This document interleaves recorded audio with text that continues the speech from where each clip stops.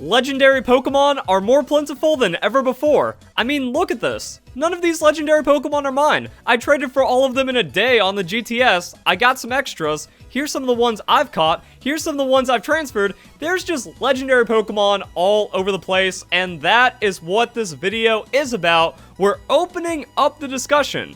Is it a good thing or a bad thing that so many legendaries are in the game, in Pokemon Sword and Shield, in Pokemon Home, available through Pokemon Go? What is going on here? Also, if you enjoy the video or if you think it's interesting, don't forget to leave a like and share it with your friends. But let's look at something. Pokemon Go, Pokemon Go, Go, Sword and Shield, Go. So that there seems to be quite the pattern. Now, every once in a while, we're going to have a weird Pokemon that pops up. Pokemon Let's Go. Interesting thing about the legendary birds, they were repeatable.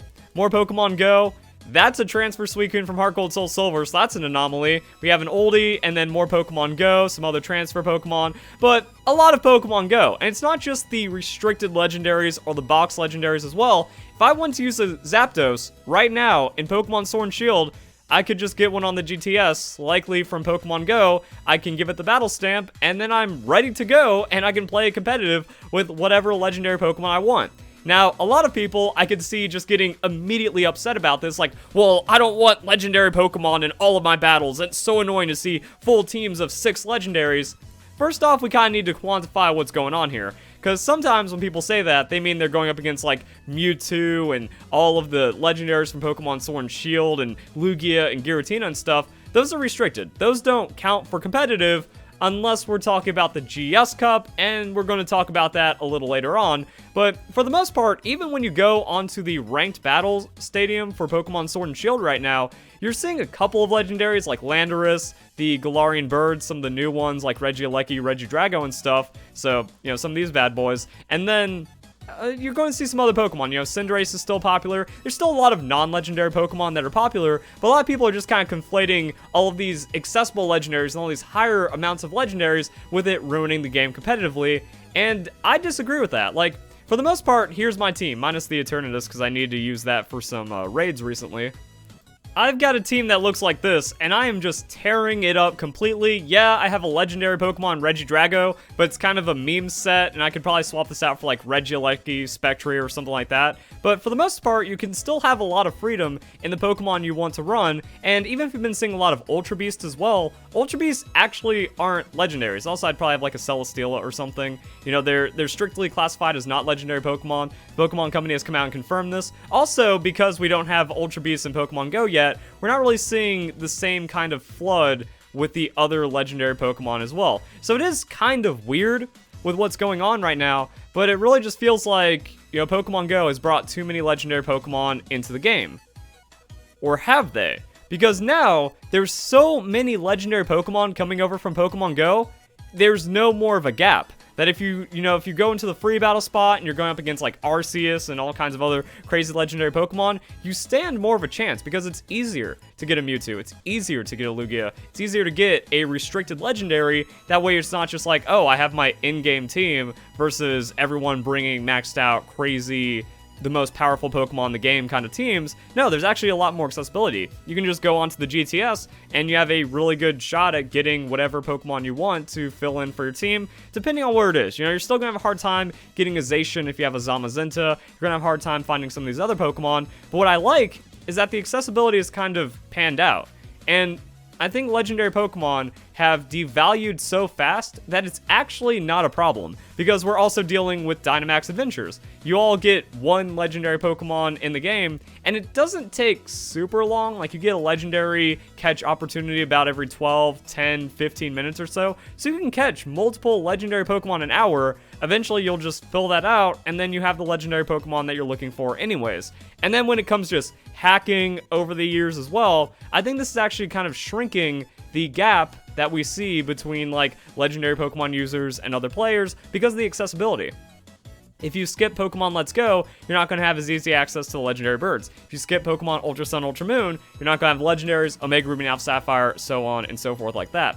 But I'm still really annoyed at Dynamax Adventures. Like, not being able to repeat catch legendaries when all I have to do is go onto the GTS and I can pick up a dozen Giratina. super quick, or like any Pokemon. Like, look at this. Look at the repeats of some of these I have. Groudon could have gotten extra Kyogres, Lugia, etc. But no, I'm not allowed to catch a second Tapu Fini, even though everyone's using those on competitive. I think that's like the biggest issue here, is that legendary Pokemon are devalued. That's fine. We just don't have to treat them as special anymore, and I don't think that, you know, legendary Pokemon need to be as respected with how Game Freak has been treating them, but I think that's okay. Because like I said, it's already been devalued from hacking and cheating and all kinds of stuff. So it's like, yeah, now if you just want a Pokemon, you can get a Pokemon. And then you can use that legendary to trade for other legendaries. And I think it kind of makes the ecosystem more accessible, which means people don't have to hack for a legendary because there's a lot of legitimate ones floating around now. I think that's a good thing. Oh yeah, side note, also legendary Pokemon being less valuable does kind of remove a lot of power from the hackers or the people that are just putting really scummy trades on the GTS. So that's a good thing too, right? And if we head on over to Pokemon Home, we can really see how many Pokemon Go legendaries there are and how it kind of balances things out. Like, this dude wants a Zapdos for a Lugia. That's a trade up in my book. Same thing with like Rayquaza, Kyogre. These seem like pretty fair trades, but you can tell from the levels of these Pokemon. Like, even if we just go and search other ones. Let's go check out Zapdos itself. I don't know, I just like Zapdos. I feel like that Pokemon sits in as kind of a disgusting tank sometimes. You can't really do too much about it. And yeah, there we go. So we have a lot of low-level Pokemon, just kind of showing the influx from Pokemon Go. Now, Zapdos seems to be a little less fair. People wanting to like trade their, you know, common Pokemon Go Zapdos for a better Zapdos from like Pokemon Let's Go or Pokemon Sword and Shield itself. So I mean, like, it's not that crazy, but if you put up like a strong enough Pokemon or a desirable Pokemon, you can just kind of use the GTS to your advantage. I'm going to check those Pokemon later, and you can just kind of see, like, you know, popular Pokemon, put up one of these Pokemon, and then you can get one of these more common legendary for them. Yeah, frequently asked for, frequently traded. So just kind of, this will give you an idea, and depending on the Pokemon you're looking for and the accessibility, it becomes a lot better in that way. So I think it works out. Like, Pokemon Go is... I've kind of given up on the hope of like Pokemon having value over the last couple of years because of just the insane amount of hacking and entitlement and just death in the Pokemon competitive community that we've seen, where it's like, fine, just flood it. Open up the gates. And there's only going to be more and more legendary Pokemon coming in over time as more people get their energy reserves, as more events are done inside of Pokemon Go, and then more transfers end up happening. So it's actually just going to get more accessible, and then however the Pokemon Go events go now, well, it just directly goes into Pokemon Home. So it's just going to carry on into the future of having even more devalued legendaries. But also, as I showed in my Nintendo Switch game, or in Pokemon Sword and Shield, there was also just a good amount from Dynamax Adventures. So a lot of people are engaging with the DLC, and they are getting these modernized legendary Pokemon. And I find it okay. It's like, you know what? I think there's less disadvantages for everyone now, and if you want a Pokemon, if you want to get that collection going, if you want to kind of have an ecosystem, if you want to have an economy of trading, that exists now. So if anything, flooding legendary Pokemon kind of revived the legitimacy and the ability to just kind of have this community and trade for Pokemon, which I'm okay with. Even if it means legendaries are worthless, but I never valued legendaries that highly to begin with. Now, where the implications start getting pretty crazy is going to be when we're dealing with the next season for Pokemon VGC. Because VGC 2021, since we just had the game released with access to all the legendary Pokemon, seems like it's going to be GS Cup rules. And that's the rules that mostly everyone hates, where you're allowed to use 2 legendary Pokemon. We're seeing all kinds of weird stuff. You know, this is a feature on the Pokemon website from Aaron Trailer. That's a top VGC player. Now, they've been involved with hacking their teams. That's one of the biggest reasons why they had any success to begin with, but we've seen that many times before. We have Dreamball Aegislash. Oh, by the way, Ray Rizzo gets hired on as a commentator. Wolfie, he gets all of these features, even though he has hacked many Pokemon, and it's pretty much the only reason he won 2016 Worlds, but now he can't even place it in events as well, so he's really washed up. Still needs to hack anyways, so it's kind of a mess from there. This is what I mean, where it's just like, yeah, competitive Pokemon's kind of dead from all the hacking and a lot of like these weird decisions and stuff. But at least if someone wants to compete, like they're just like, fine, I'm going to use legendary Pokemon. I'm going to feel the power. yeah, then GS Cup is going to feel a lot better than what we've seen. In 2016, there was no hyper training. If you hacked, you had a competitive advantage over the over the rest of the competition. And even when it came to Pokemon Ultra Sun and Ultra Moon, when we had like the Ultra formats and those legendaries, it was still harder to get the legendary Pokemon. You couldn't like transfer and then battle stamp them or anything. So right now, there's just so many legendary Pokemon floating around that really you can build any team you want. You can instantly adapt to any meta that you feel, and then depending on how the GTS is going and Pokemon Go transfers and stuff, you can just find the Pokemon that you're looking for. And then with articles like these giving competitive ideas of the legendary Pokemon and how they're going to interact with the future of competitive play as we maybe transition into that GS Cup, I think it's kind of just benefits everyone, where it's like, okay, if you want to play Pokemon, now you can. Hacking's still a thing. It still does create a disadvantage. It's still not good in any way, but at least you get to feel it less. And then it kind of depends on the future. You know, if the Pokemon 25th anniversary is massive and it gets everyone back into Pokemon, this is going to be really nice. Or if people, they have Pokemon Go, they have all these legendaries, but they haven't downloaded Pokemon Home yet, or they haven't bought any of the new Pokemon games. If they find a reason to do so, then that means they're able to integrate into